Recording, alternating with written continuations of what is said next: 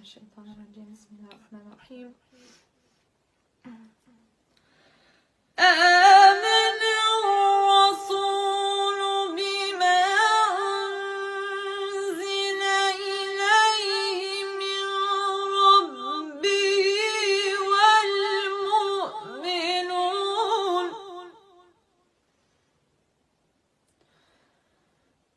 كل آمن بالله وملائكته وكتبه ورسله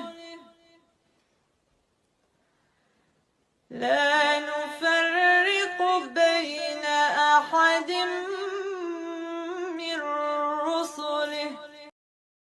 أستغفر الله العظيم.